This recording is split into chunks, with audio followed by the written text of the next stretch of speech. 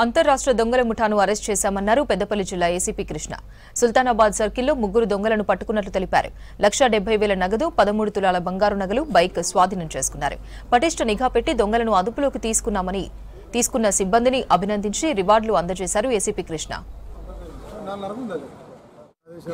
DCP madam గారి ఆధ్వర్యంలో వీళ్ళంతా కూడా 3 బ్యాచ్లుగా విడిపోయి తను ఎవరు ఎట్లా దొరుకుతారని చెప్పేసి మొత్తం మన తెలంగాణలో ఉన్నటువంటి సిసిఎస్ అంటే క్రైమ్ స్టేషన్ అన్నింటిలో కూడా మేము చేస్తే తెలుసుకుంటే ఏమైందంటే వీళ్ళందరూ పాత అపెండెస్ వీళ్ళ డీటెయిల్స్ పలానా తెలిసింది. వీళ్ళు ఎక్కడ ఉంటారు ఏందనేది ఎవరు తెలియదు. చాలామందికి వీళ్ళు వాంటెడ్, ఈవెన్ ఖమ్మం జిల్లా కావచ్చు, ధర్మపురి కావచ్చు, లక్ష్మీపేట కావచ్చు, తర్వాత మన దగ్గర ఇప్పుడు ఇకపోతే ధర్మారం పోలీస్ స్టేషన్ కావచ్చు, ఇట్లా లక్ష్మీపేట పోలీస్ స్టేషన్, ఇట్లా చాలా చోట్ల వీళ్ళు ఇప్పుడు ప్రస్తుతానికి వాంటెడ్ ఉన్నారు.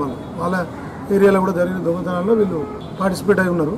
వాళ్ళు కూడా ఇప్పుడు వీళ్ళ కోసం తిరుగుతున్న క్రమంలో మేము కూడా కొంత సైంటిఫిక్గా చాలా జాగ్రత్తగా ప్లాన్ చేసి పట్టుకోవడం జరిగింది. వీళ్ళందరినీ ఈరోజు కోర్టులో ప్రొడ్యూస్ చేస్తున్నాం.